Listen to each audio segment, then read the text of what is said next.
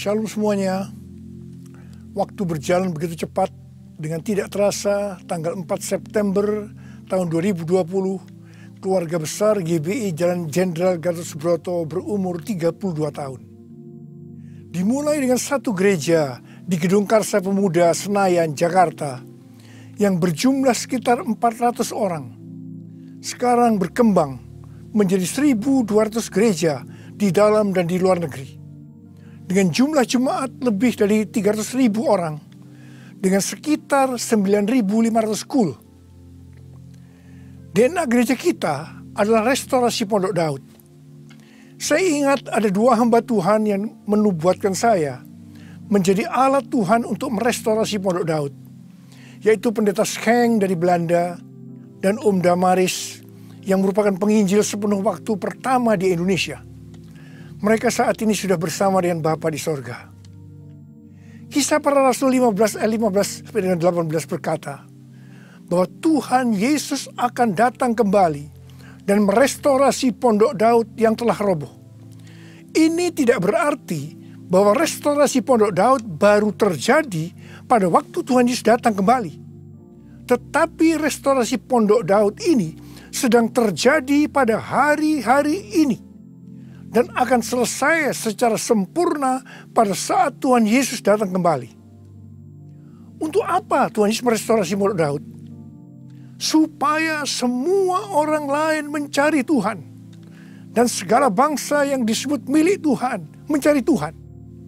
Ini berarti tujuan Tuhan Yesus merestorasi Pondok Daud supaya terjadi penuaian jiwa besar-besaran. Apa yang dimaksudkan dengan restorasi Pondok Daud?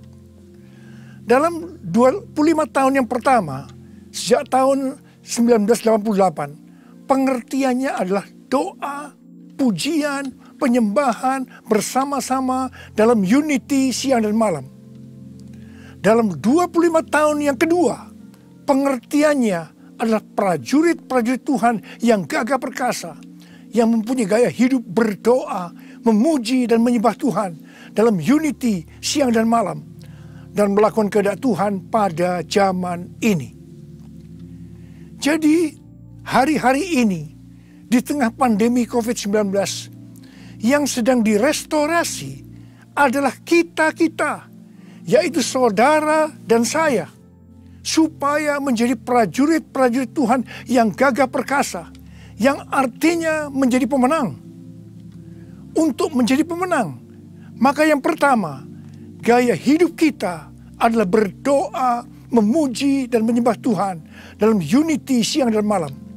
Artinya kita harus hidup intim dengan Tuhan. Kita sekarang sedang direstorasi untuk menjadi lebih intim dengan Tuhan. Untuk menjadi pemenang, maka yang kedua, kita harus melakukan kehendak Tuhan pada zaman now. Dan kita sekarang sedang direstorasi untuk bisa melakukan kehendak Tuhan pada zaman now. Sesuai dengan pesan Tuhan Yesus kepada 7 sidang jemaat dalam kitab Wahyu pasal 2 dan pasal 3. Yang berarti ini juga pesan buat kita semua. Bahwa hanya pemenang yang masuk sorga. Pada waktu Tuhan Yesus merestorasi saya di tengah-tengah pandemi COVID-19 ini, untuk menjadi lebih intim dengan Tuhan, untuk lebih mengerti kehendak Tuhan pada zaman now, itu sangat menyakitkan. Saya diproses, saya dibersihkan, saya dimurnikan, saya harus diam di rumah, berdiam diri sampai dengan hari ini. Tuhan berbicara kepada saya melalui Yesaya 26 ayat 20 dan 21 yang berkata, "Mari bangsaku, masuklah ke dalam kamarmu, tutuplah pintumu sesudah engkau masuk, bersembunyilah barang sesaat lamanya, sampai amarah itu berlalu. Sebab sesungguhnya Tuhan mau keluar dari tempatnya untuk menghukum penduduk bumi karena kesalahannya, dan bumi tidak lagi menyembunyikan darah yang tertumpah di atasnya, tidak lagi menutupi orang-orang yang mati terbunuh di sana." Sampai hari ini, terus terang saya masih merasakan amarah Tuhan belum berlalu. Saya tidak tahu sampai berapa lama kita disuruh bersembunyi barang sesaat lamanya. Pasti ada maksud Tuhan menyuruh kita bersembunyi barang sesaat lamanya. Kalau kita melihat tokoh-tokoh dalam Alkitab, mereka harus bersembunyi atau disembunyikan Tuhan barang sesaat lamanya sebelum melakukan pekerjaan besar. Seperti Nuh dan keluarga. Disuruh bersembunyi oleh Tuhan dalam bahtera selama 1 tahun. Sampai akhirnya Nuh bangkit menjadi bapa atas semua bangsa. Yakub disuruh bersembunyi oleh Tuhan di rumah Laban pamannya ketika harus lari dari Esau. Tetapi 20 tahun kemudian Yakub bangkit dengan keluarga yang baru, kekayaan baru, identitas baru. Dia menjadi Israel, yaitu nama baru untuk umat pilihan Tuhan. Yusuf disembunyikan oleh Tuhan dari usia 17 sampai 30 tahun. Perbudakan dan penjara yang dia jalani menjadi sekolah di mana Tuhan mempersiapkan Yusuf menjadi orang kedua di Mesir setelah Firaun. Musa disembunyikan Tuhan di padang gurun selama 40 tahun. Dan akhirnya Musa tampil untuk membebaskan bangsa Israel dari Mesir. Daud disembunyikan Tuhan selama 15 tahun setelah dia diurapi menjadi raja Israel. Ketika Daud akhirnya naik takhta, dia telah menjadi orang yang berkenan di hati Tuhan. Elia disuruh bersembunyi oleh Tuhan di tepi sungai Kerit. Setelah itu dia sendirian menghadapi seluruh Nabi Baal di Gunung Karmel. Yunus disembunyikan Tuhan dalam perut ikan selama 3 hari 3 malam. Setelah itu dia ke Niniwe berkhotbah dalam kebangunan rohani terbesar dalam sejarah. Murid-murid Tuhan Yesus disuruh bersembunyi oleh Tuhan di kamar loteng Yerusalem selama 10 hari. Sampai Roh Kudus dicurahkan secara luar biasa. Mereka dipakai untuk melakukan amanat agung. Penuaian jiwa besar-besaran terjadi. Paulus disembunyikan oleh Tuhan di tanah Arab dan di Damsyik selama 3 tahun. Ketika dia kembali, dia dipakai Tuhan secara luar biasa dan menjungkir balikkan dunia. Paulus juga disembunyikan Tuhan di dalam penjara Romawi. Ketika dibebaskan, Paulus sudah menyelesaikan surat penggembalaan Efesus, Filipi, Kolose, dan Filemon. Rasul Yohanes disembunyikan Tuhan di Pulau Patmos, di mana kitab Wahyu, kitab nubuatan terbesar sepanjang masa, dituliskan, dan sekarang itu diberikan kepada kita. Akhirnya yang paling luar biasa, Allah menyembunyikan Tuhan Yesus. Dia tinggal di dalam rahim bumi selama 3 hari. Dan pada hari ketiga, Tuhan Yesus bangkit dan membawa keselamatan bagi seluruh umat manusia. Saya percaya, setelah kita, yaitu saudara dan saya, taat waktu disuruh bersembunyi barang sesaat lamanya, meskipun kita akan mengalami hal-hal yang tidak enak, kebosanan, perasaan takut, khawatir, putus asa. Tetapi pasti setelah itu ada berkat, kuasa, pengurapan double portion yang Tuhan Yesus sediakan. Haleluya! Ke depan ini, Tuhan akan memakai setiap kita sesuai dengan rencananya. Untuk itu, Tuhan menyembunyikan kita barang sesaat lamanya.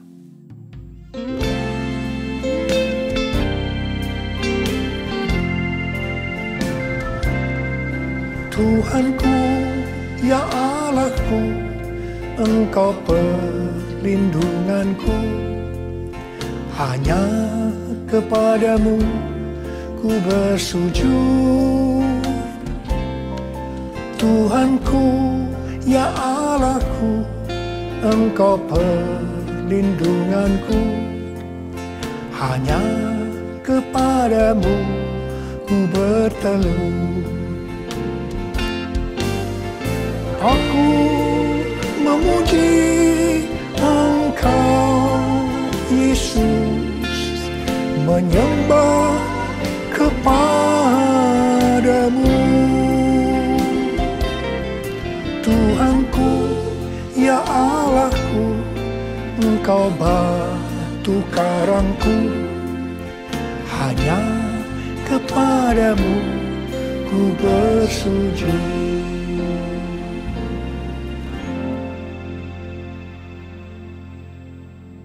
Tadi dikatakan, untuk menjadi pemenang, maka ada dua hal yang harus dilakukan. Yang pertama, gaya hidup kita harus berdoa, memuji, dan menyembah Tuhan dalam unity siang dan malam. Artinya hidup intim dengan Tuhan. Yang kedua, melakukan kehendak Tuhan pada zaman now. Para ahli teologi sedang mengamati bahwa ada 3 gerakan besar yang sedang terjadi dalam menyelesaikan amanat agung Tuhan Yesus. Gerakan pertama melalui gereja rumah. Kul termasuk di sini. Yang kedua, melalui kesembuhan massal. Gerakan ketiga, penginjilan melalui doa. Penginjilan melalui doa ini adalah restorasi Pondok Daud. Ketiga hal ini sedang kita lakukan hari-hari ini. Pada tanggal 17 Agustus 2020, yaitu pada perayaan ulang tahun Indonesia yang ke-75, kita disuruh oleh Tuhan untuk mengadakan Zoom meeting dengan tema Trumpet Call for All Nations, yang diikuti oleh banyak bangsa-bangsa. Pada waktu itu Tuhan menyampaikan pesan bahwa trompet Tuhan sedang berbunyi untuk memanggil umatnya, bangsa-bangsa, untuk berdoa. Melalui Yeremia 33 ayat 3, Tuhan berkata, "Berserulah kepadaku, maka aku akan menjawab engkau dan akan memberitahukan kepadamu hal-hal yang besar dan hal yang tidak terpahami, yakni hal-hal yang tidak kau ketahui." Ada 3 topik doa yang Tuhan mau kita lakukan hari-hari ini. Yang pertama, berdoa untuk negara kita, Indonesia. Yang kedua, berdoa untuk pertobatan. Dan yang ketiga, berdoa untuk penuaian jiwa besar-besaran. Kita harus berdoa untuk negara kita, Indonesia. Sesuai dengan Yeremia 29 ayat 7, kita harus berdoa untuk kesejahteraan negara kita. Karena kalau negara Indonesia sejahtera, maka kita juga akan mengalami sejahtera. Sesuai dengan Yesaya 48 ayat 18, bahwa kesejahteraan akan terjadi kalau kita memperhatikan perintah-perintah Tuhan. Karena itu, marilah kita berdoa bahwa negara Indonesia akan memperhatikan perintah-perintah Tuhan. Sesuai dengan yang terdapat dalam 2 Tawarikh 7 ayat 13 dan 14 yang berkata, kalau kita melihat Tuhan menutup langit sehingga tidak ada hujan, kalau kita melihat Tuhan menyuruh belalang memakan habis hasil bumi, ini berbicara tentang resesi ekonomi. Kalau kita melihat Tuhan melepaskan penyakit sampar di antara umatnya, ini berbicara tentang COVID-19. Maka Tuhan meminta kepada kita untuk merendahkan diri, berdoa, mencari wajah Tuhan, dan berbalik dari jalan-jalan yang jahat. Kalau kita melakukan ini, maka Tuhan akan mendengar dari sorga.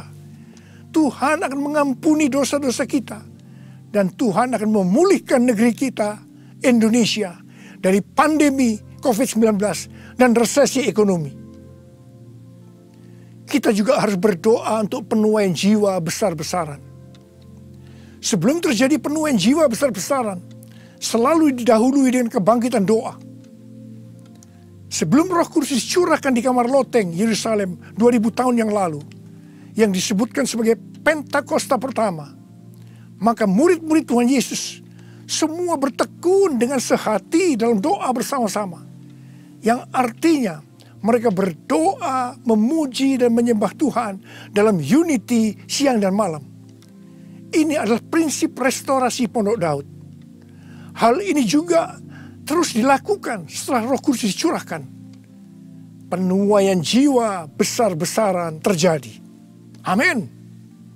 Demikian pula pada waktu Roh Kudus dicurahkan di Azusa Street yang disebutkan sebagai Pentakosta kedua.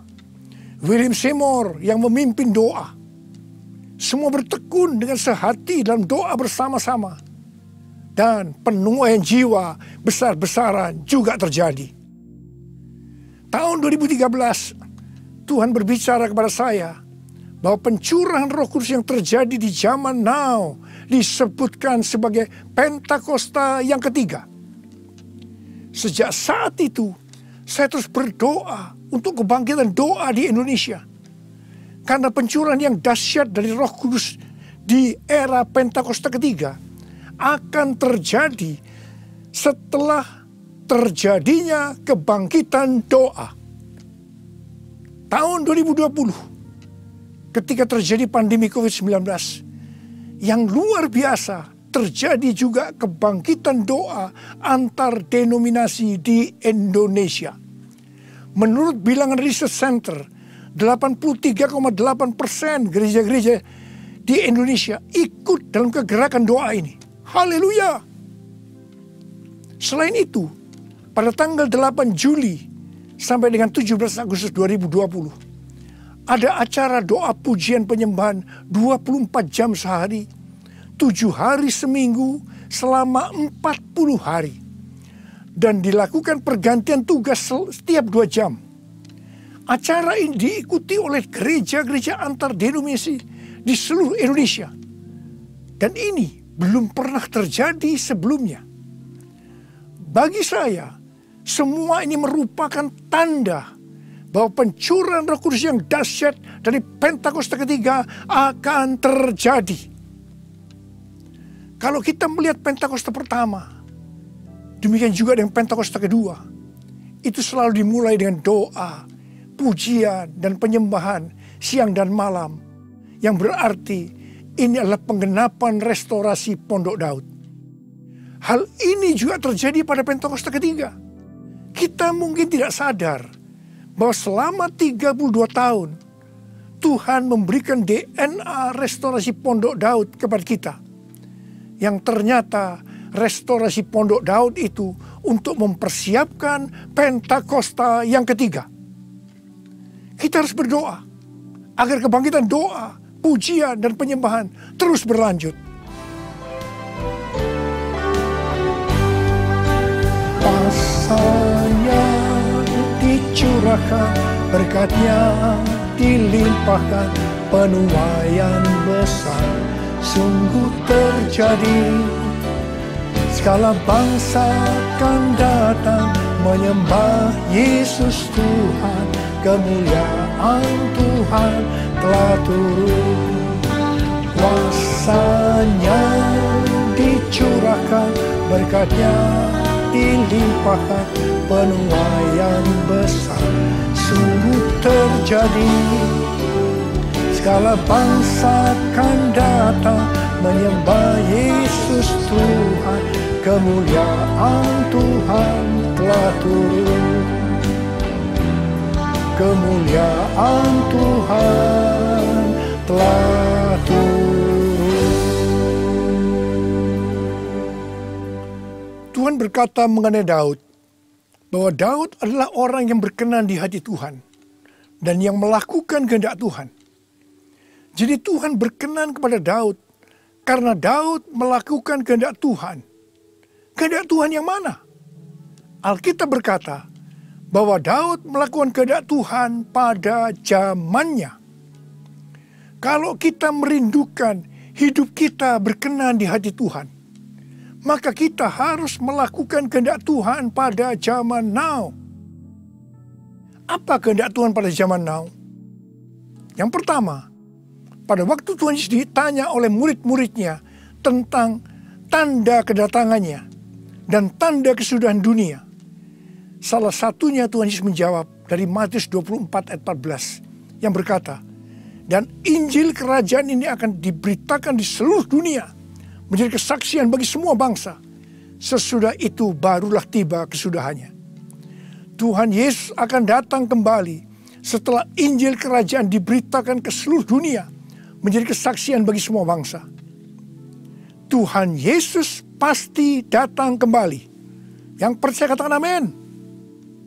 Karena itu Tuhan Yesus memberikan amanat agung kepada murid-muridnya dengan berkata di dalam Matius 28 ayat 19 dan 20. Karena itu pergilah, jadikan semua bangsa muridku dan baptislah mereka dalam nama Bapa dan Anak dan Roh Kudus, dan ajarlah mereka melakukan segala sesuatu yang telah kuperintahkan kepadamu. Dan ketahuilah, aku menyertai kamu senantiasa sampai kepada akhir zaman. Tuhan Yesus memberikan tugas kepada kita untuk menyelesaikan amanat agung dengan kuasa dari Roh Kudus. Ini kehendak Tuhan pada zaman now. Yang kedua, kehendak Tuhan pada zaman now adalah sebagai berikut. Dari tanggal 19 September tahun 2020 sampai dengan 7 September 2021, menurut kalender Ibrani, kita memasuki tahun 5781 yang disebutkan dengan P Alef. P Alef artinya 81. P menggambarkan sebuah mulut, di mana peranan mulut adalah untuk memuji, meninggikan, mengucap syukur kepada Tuhan, melepaskan berkat, bukan dipakai untuk berbicara hal-hal yang kotor, gosip, porno, kepahitan, menjalikan orang lain, hoax, dan lain-lain. Alef adalah angka 1, suatu permulaan yang baru. Yohanes 1 ayat 1 berkata, pada mulanya adalah firman. Firman itu bersama-sama dengan Allah, dan firman itu adalah Allah. Jadi memasuki tahun P Alef, mari kita berjanji kepada Tuhan untuk menggunakan mulut ini hanya untuk berbicara tentang firman Tuhan. Ini adalah kehendak Tuhan pada zaman now, yaitu menggunakan mulut ini hanya berbicara tentang firman Tuhan. Saudara yang mau melakukan katakan amin. Mari kita yang mau melakukan ini, kita ikrarkan janji kita ini dengan menyanyikan lagu ini.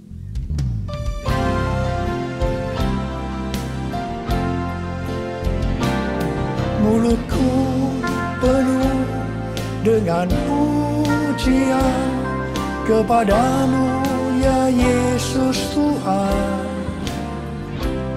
Sepanjang hari ku beri penghormatan kepadamu ya Allahku. Mulutku penuh dengan pujian kepadamu ya Yesus Tuhan. Sepanjang hari ku beri penghormatan kepadamu ya Allahku. Kepadamu ya Allahku. Uriala basyara bala bala bala bala. Uriala bara bara bara bara bara bara bara bara. Uriala bara bara bara bara bara bara bara bara. Oh Yesus, saya mau berdoa buat saudara. Ada berapa banyak di antara saudara yang saat ini sedang disuruh oleh Tuhan bersembunyi barang sesaat lamanya. Mungkin saudara mengalami ketakutan, kebosanan, mungkin kecewa, mungkin ada yang putus asa. Tapi ketahuilah, Tuhan menyuruh kita, menyuruh saudara bersembunyi barang sesaat lamanya untuk merestorasi saudara, untuk menjadi prajurit-prajurit Tuhan yang gagah perkasa, untuk menjadi pemenang, dan hanya pemenang yang masuk surga. Tuhan, berikanlah damai sejahtera-Mu buat anak-anak-Mu Tuhan. Kasihani mereka ya Tuhan, kasihani. Sudah lama Tuhan mereka sedang menunggu-nunggu ini. Terima damai sejahtera Tuhan, terima kesembuhan, terima mujizat Tuhan. Oh ralabashikarabalabalabalau. Tuhan terima kasih. Ya Tuhan terima kasih. Tuhan terima kasih. Tuhan terima kasih. Terima kasih Tuhan. Terima kasih. Dalam nama Yesus. Amin. Mari kita akan masuk ke dalam perjamuan kudus. Kita akan mengingat ayat ini. Sebab setiap kali kamu makan roti ini dan minum cawan ini, kamu memberitakan kematian Tuhan sampai Ia datang. Perjamuan kudus adalah perjamuan Tuhan Yesus sendiri. Setiap kali kita masuk dalam perjamuan kudus, Tuhan Yesus selalu berkata, biarlah ini menjadi peringatan akan daku. Karena itu mari, arahkan hati saudara kepada kebaikan Tuhan. Kita akan mengingat kebaikan Tuhan. Mari tundukkan kepala. Tuhan, siapakah kami sebelum kami mengenal Engkau? Kami semua orang berdosa. Upah dosa adalah maut. Mati kekal selama-lamanya. Tempatnya di neraka.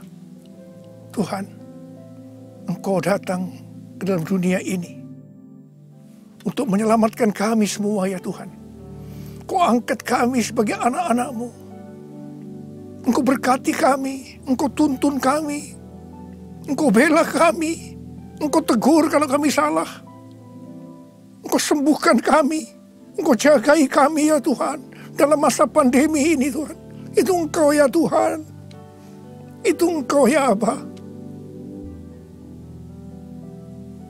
Tuhan akan memberkati saudara melalui perjamuan kudus. Tapi Tuhan mau kita makan dan minum dengan cara yang benar. Karena itu masing-masing berdoa. Introspeksi. Lihat keadaan dirimu masing-masing. Jangan menyimpan dosa. Kalau ada dosa yang Tuhan ingatkan saat ini, langsung minta ampun. Ampuni saya Tuhan. Ampuni saya Tuhan. Ampuni kami Tuhan. Ampuni. Minta ampun. Minta ampun. Tuhan, anak-anak-Mu sedang meminta ampun kepadamu. Kasihani mereka Tuhan. Ampuni mereka Tuhan. Ampuni. Ya Bapa, ya Bapa. Ya Bapa, ya Bapa. Bapa, terima kasih. Kami akan masuk dalam perjamuan kudus dengan hati yang penuh ucapan syukur. Dalam nama Yesus kami berdoa. Amin. Mari, angkat roti di tangan kanan saudara tinggi-tinggi. Sebab apa yang telah kuteruskan kepadamu telah aku terima dari Tuhan. Yaitu bahwa Tuhan Yesus pada malam waktu Ia diserahkan mengambil roti.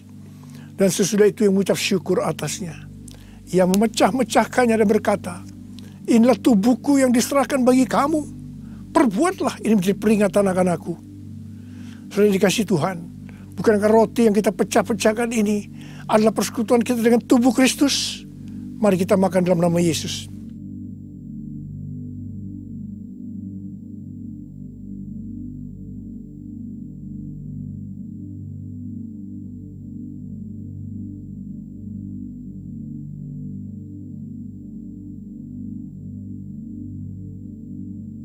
Mari, angkat cawan di tangan kanan saudara tinggi-tinggi. Demikian juga ia mengambil cawan sesudah makan lalu berkata, cawan ini adalah perjanjian baru yang dimeteraikan oleh darahku. Perbuatlah ini setiap kali kamu meminumnya, jadi peringatan akan aku. Sudah dikasih Tuhan. Bukankah cawan pengucapan syukur yang atasnya kita ucapkan syukur adalah persekutuan kita dengan darah Yesus. Mari kita minum dalam nama Yesus.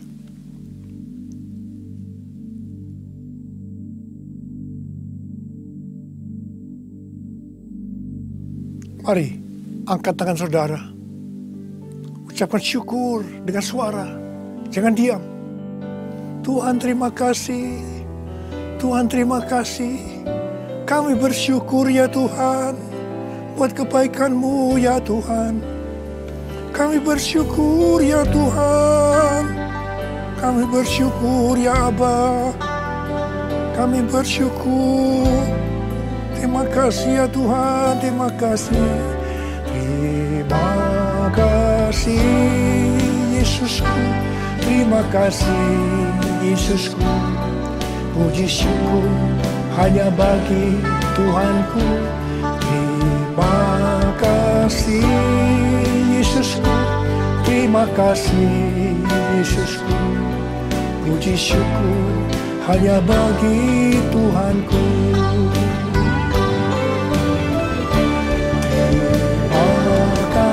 kasih Yesusku, terima kasih Yesusku. Puji syukur hanya bagi Tuhanku. Terima kasih Yesusku, terima kasih Yesusku. Puji syukur hanya bagi Tuhanku. Puji syukur hanya bagi Tuhanku. Puji syukur hanya bagi Tuhanku.